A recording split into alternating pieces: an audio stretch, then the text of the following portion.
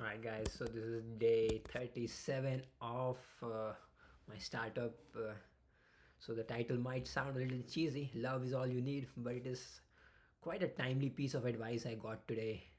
So, if you remember, a couple of days ago, I made a cold call and I fixed a meeting with this person who is running a very big laboratory chain in Canada, and he was not able to meet me because he was personally writing greeting cards for Christmas and New Year for his 400 employees.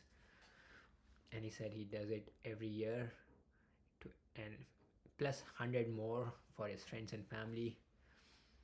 So the context, of course, for me to meet him was I thought that he can be an investor, but I learned during the early conversation that he himself is building a medical software, a healthcare software, which, of course, if when complete, will transform the Canadian healthcare system.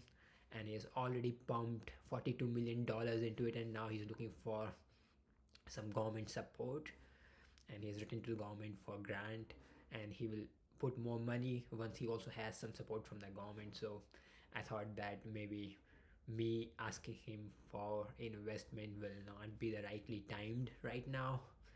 But then I asked him how did he get started with this laboratories, because he is a chemical engineer. He's from my university from India, and I got curious and I asked him, and he told me a very long story right from his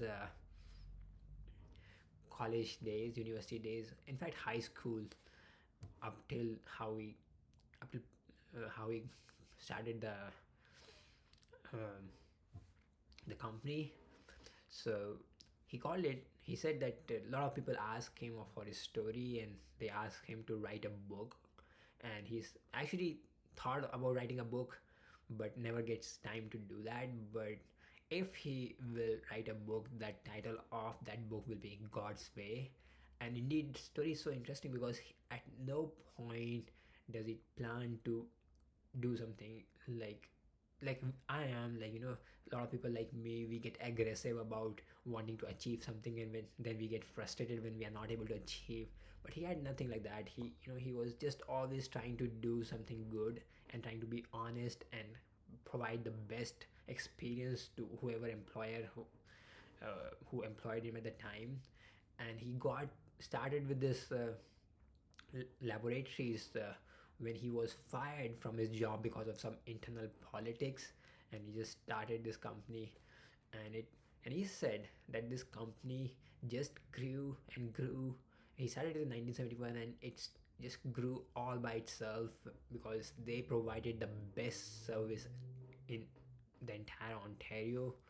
And and he was complimented by so many people. The inspectors, they continuously complimented that you have the best work environment, you have the best maintained facilities.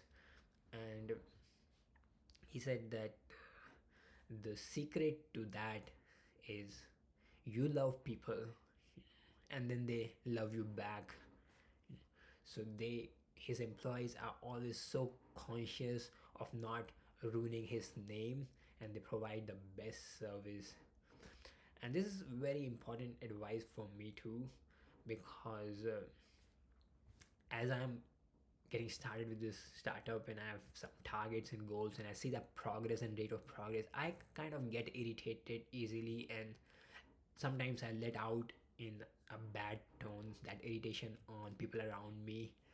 And I think if I continue like this, maybe I'll be very harsh or ruthless with my employees. And so when he said that, and he said this, that I'm telling you this because you want to do business, and I want to give this as an advice to you.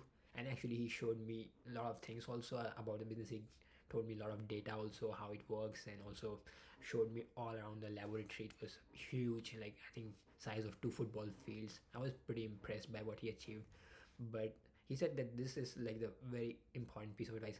While of course I'm pretty sure that there was other things also that contributed to his success, like he took the risk. Of course, he had to mortgage his home to get the funds for the laboratory. But um, for me, I think, yeah, I need to remember that I need to be kind and soft with people and not try to expect that they match my level of energy because, well, I don't know. Maybe it's not fair because it's my vision and my mm, drive. I don't know. I don't know, but yeah, it's my vision. I want it to be everybody's vision, but yes, everybody has their priorities, and I need to be careful about this.